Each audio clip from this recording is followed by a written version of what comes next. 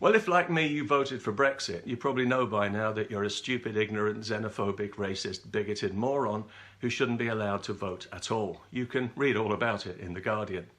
Yes, apparently we were misled into voting the wrong way because we're too thick to understand what we were doing and because we are driven primarily by fear, prejudice and hate. Isn't it nice to know who your friends are? They keep telling us too that if we voted for Brexit, or indeed for Trump in America, we're more likely to be uneducated, as if that's supposed to make us intellectually less capable and therefore somehow less worthy of a vote than the educated people, many of whom only go to university because they're unemployable. And when they come out with their useless arts or humanities degree that nobody takes seriously because every bloody fool has one, they're still unemployable, only now they're lumbered with a mountain of debt. Yeah, real geniuses. Imagine paying thousands for a degree, if you'll pardon the expression, in cultural studies or gender studies and being dumb enough to think you're educated. And then to think that that somehow entitles you to talk down to people who weren't stupid enough to squander their time and money. How moronic would you have to be?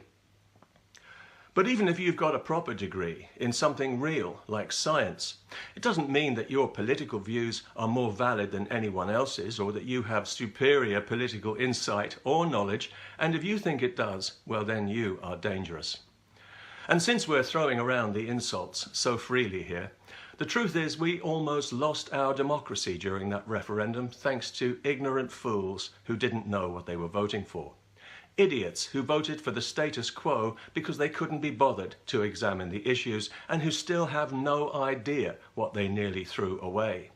Or imbeciles who voted to give up the democratic franchise of all future generations for selfish personal convenience, who think that giving up the right to make our own laws now and forever is a price worth paying for easier travel.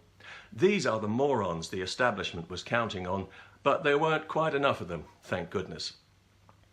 And talking of morons, most teachers voted to remain because they're all sucking on the EU tit.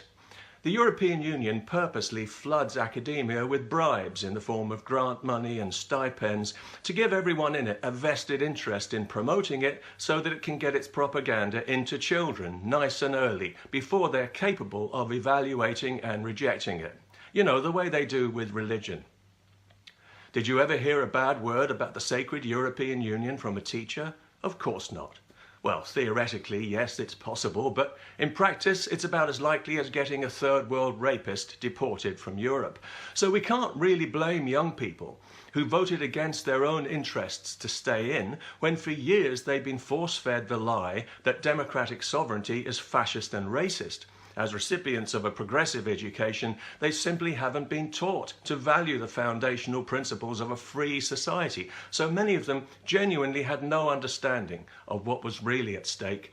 One day they'll realise how irresponsibly they've been miseducated and how close they came to being conned out of their birthright.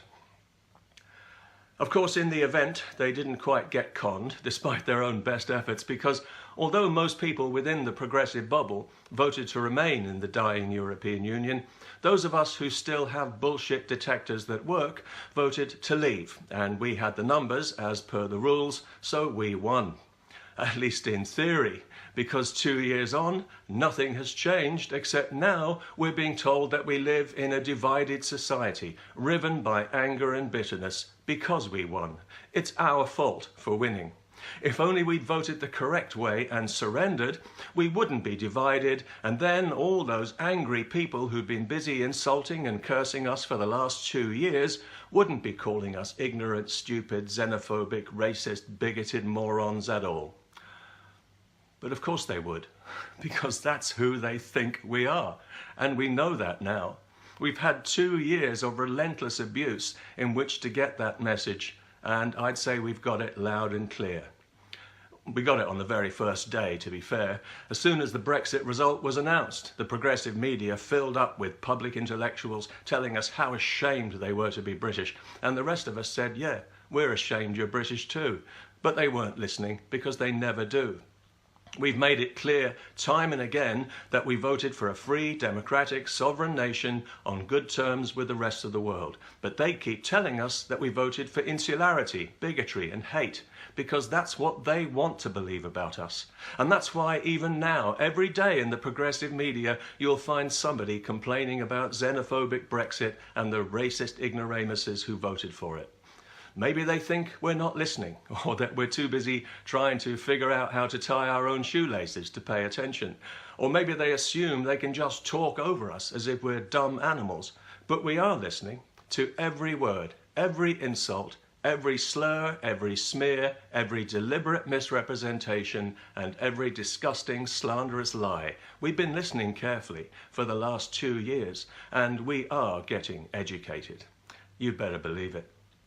We understand now very clearly how despised we are by the political class and by the wider progressive intelligentsia, who have shown that they really do regard us as a lower order whose opinions shouldn't count. Before the referendum, they were quite happy to accept a result that they fully expected to go their way. They kept telling us this is a one-time vote, the final decision, in or out. This is it. But then they lost and everything changed. Suddenly it was only advisory, it didn't really count, and all the abuse and all the hostility from the campaign intensified into full-blown hysteria, especially among the Guardianista class of metropolitan progressive dimwits and ivory tower academics who always think they know best for everyone. You know, the educated people who've all been educated to vote the same way, and who dominate the education system, and who dominate the media, and who filter all the news. The privileged minority who behave like a majority and who feel entitled to steer the whole of society from inside their little progressive bubble as if by divine right. These are the people who have divided us. All the anger and all the bitterness is coming from them, and it's being stoked daily in the media by them. The people who won't accept the result and who are now pushing for a second referendum.